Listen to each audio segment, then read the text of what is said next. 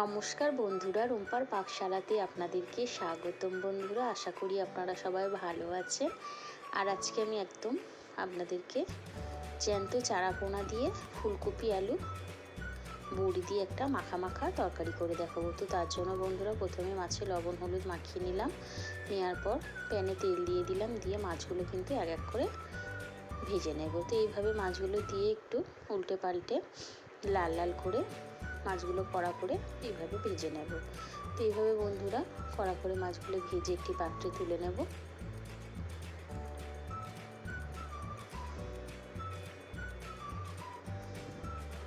তো বন্ধুরা এখানে সব মাছ ভেজে তুলে নিলাম। আর এখানে ফুলকপি আলু কেটে নিয়েছি। আর এখানে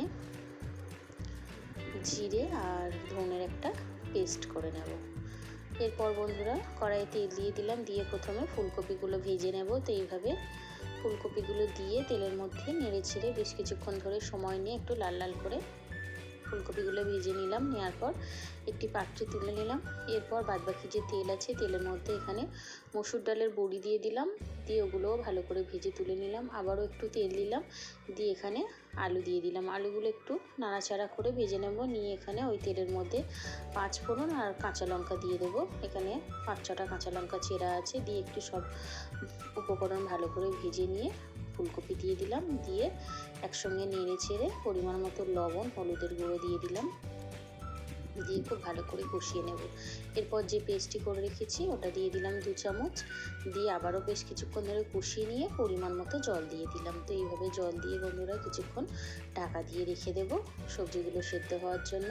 এরপর ঢাকনা খুলে নেওয়ার পর বড়িগুলো দিয়ে দিলাম, দিয়ে এখানে দেখতে পাচ্ছেন দেখে নেব আলুগুলো সেদ্ধ হয়েছে কিনা। আলু কিন্তু একদম সেদ্ধ হয়ে গেছে। এরপর এক এক করে সব মাছগুলো দিয়ে দিলাম। তো এইভাবে বন্ধুরা তৈরি করে নিলাম খুব সহজেই জ্যান্ত মাছ দিয়ে ফুলকপি আলুর পাতলা ঝোল। তো আপনারা কিন্তু বন্ধুরা এইভাবে চাইলে অবশ্যই একবার করে দেখতে পারেন, দুর্দান্ত লাগে গরম ভাত দিয়ে খেতে।